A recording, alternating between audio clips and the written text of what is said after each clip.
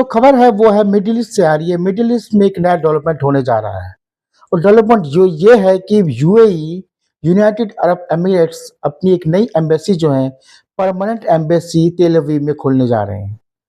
पहले भी वो काम कर रहे थे इसराइल में, लेकिन पहले वो एक किराए की बिल्डिंग में काम कर रहे थे वहाँ पे। लेकिन अब क्या है कि वहाँ पे वो यूएई एक नई जमीन खरीद रहे हैं तेल अवीव में और एक स्थायी एम्बेसी बनाएंगे। यूएई के इस कदम से मिडिल ईस्ट पॉलिटिक्स ही बदल जाएगी दोस्तों। कुछ साल पहले तक अरब देशों और इसराइल के बीच बात करना भी बहुत मुश्किल होता था, लेकिन अब इतिहास बदल गया है, सोच बदल गई है, नया जमाना आ गया है। इस कदम से जो जो ये कदम उठाया गया है, ये जो है 2020 के अब्राहम अकॉर्ड्स के बाद दोनों देशों के बीच बढ़ती नजदीकियों की सबसे बड़ी मिसाल माना जा रहा है। अब्राहम अकॉर्ड्स दोस्तों 2020 में अमेरिका की मध्यस्थता से इसराइल और यूएई और साथ में बहरीन, मोरक्को और सूडान ने औपचारिक रूप से रिश्ते सामान्य करने के लिए किए थे।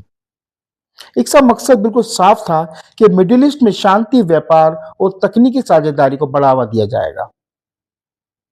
यूएई पहला खाड़ी देश बना जिसने इसराइल को सबसे पहले मान्यता दी थी। अब अपने खुद के राजनीतिक कॉम्प्लेक्स की शुरुआत के साथ यूएई ने ये दिखा दिया है कि यह रिश्ता इसराइल के साथ एक लंबा चलने वाला, स्थायी होगा और दीर्घकाल तक चलेगा। अब इतना बड़ा जो डेवलपमेंट हो रहा है इसमें इसराइल के अंदर यूएई अपनी जो एम्बेसी खोल रहे हैं, उससे उनपे इनके दोनों रिश्तों पर क्या प्रभाव पड़ेगा। अब दोस्तों इकोनॉमिक की बात करें तो 2020 से अब तक दोनों देशों के बीच व्यापार लगभग 3 अरब डॉलर से अधिक का पहुंच चुका है, जिसमें टेक्नोलॉजी है, कृषि है, साइबर सिक्योरिटी है और रक्षा क्षेत्र में दर्जनों साझेदारियां दोनों के बीच हो चुकी हैं। यूएई की कई कंपनियां अब इजरायली स्टार्टअप में निवेश कर रही हैं।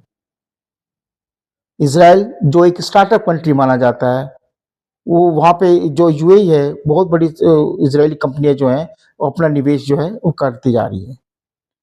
दोनों देशों के बीच सुरक्षा सहयोग और जिसमें साइबर खतरे हैं और ईरान के बढ़ते जो प्रभाव है उससे निपटने के लिए भी आपस में दोनों दोनों देश जो है दोस्तों डायलॉग करते रहते हैं।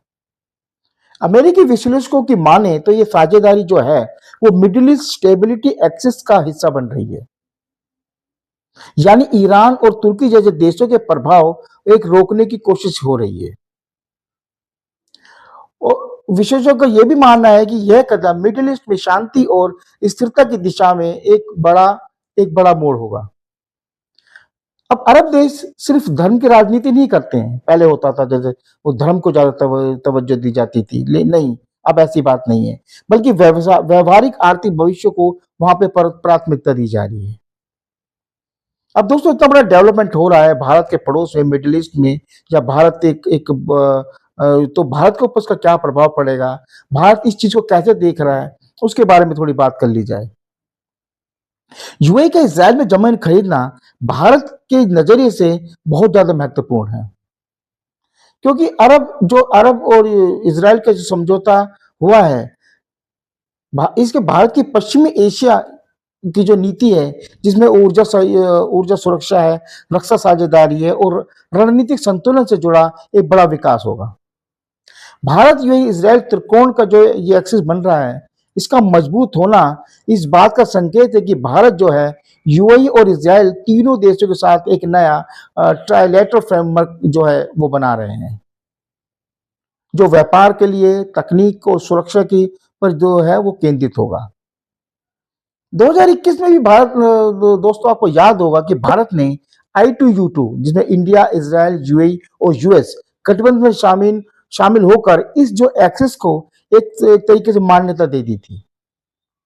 अब यूएई का तेल अवीव में स्थायी एम्बेसी खोलना इस एक्सेस को और भी इंस्टीट्यूशनलाइज बना देता है, संस्थागत बना देता है। ये भारत के लिए एक स्थिर और बहुत समझ साझेदारी का संकेत भी है। भारत के टेक्नोलॉजी स्टार्टअप सहयोग के लिए दोस्तों एक बड़ा मौका है, क्योंकि इसराइल एक स्टार्टअप नेशन है और दूसरी तरफ जो है यूएई फाइनेंस और इन्वेस्टमेंट का हब रहा है।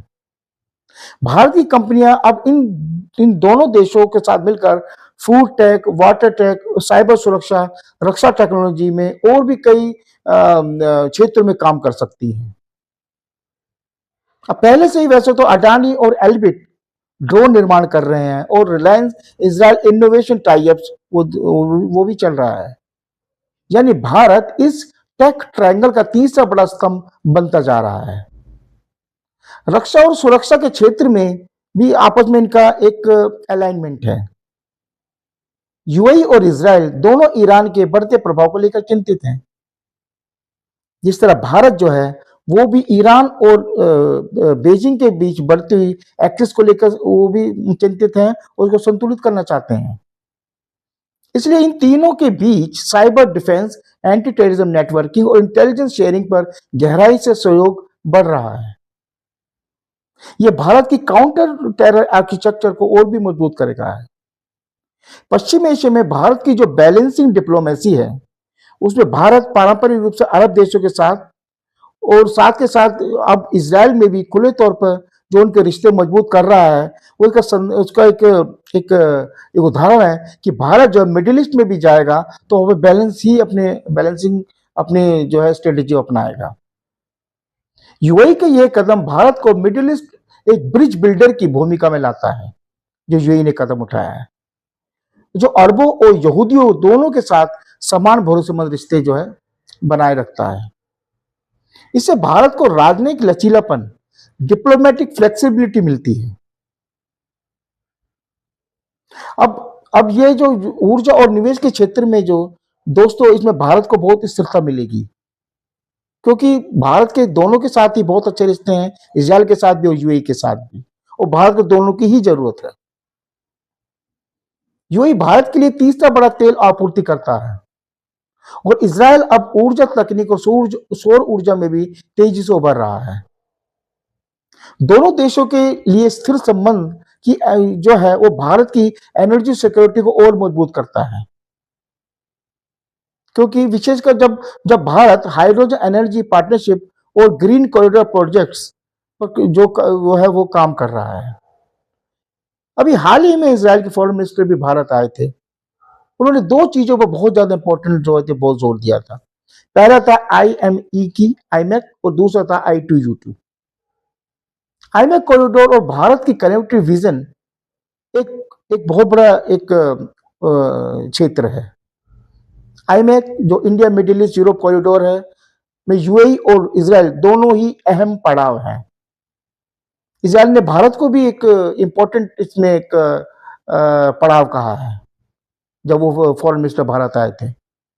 यूएई के एम्बेसी खोलना इस बात का भी संकेत है कि ये कॉरिडोर जो है पॉलिटिकली और जियोपॉलिटिकली रूप से और भी मजबूत हो रहा है। ये आईमैक जो कॉरिडोर है और भी ज्यादा मजबूत हो जाएगा।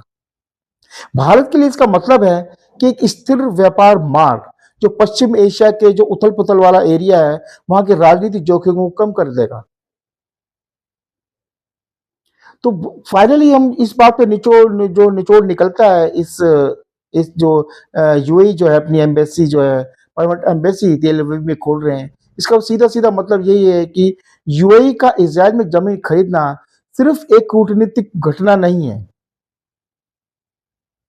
वो मान के चलिए दोस्तों कि यह भारत की पश्चिम एशिया नीति जो है उसका भी सफलता का पर्याय है। और जो जो सबसे बड़ी जो बात वो है वो ये है कि भारत जो है अब सऊदी हो, ईरान हो, इजराइल हो और यूएई हो, सबके साथ समान दूरी पर खड़ा होकर आपस में आप इनके साथ बैलेंसिंग एक्ट अपना कर अपना काम जो है वो मिडिल ईस्ट में कर सकता है। और जो काम होंगे वो है शांति की व्यवस्था करना, निवेश है, टेक्नोलॉजी के बीच पुल बनाने की भूमिका, वो ज्यादा इंपॉर्टेंट है। तो यूएई का ये कदम ना केवल यूएई मिडिल ईस्ट के लिए इंपॉर्टेंट है बल्कि भारत के लिए भी बहुत बहुत ज्यादा इंपॉर्टेंट है और भारत जो है इसमें एक इंपॉर्टेंट जो है रोल वो अदा करने वाला है। Thank you very much.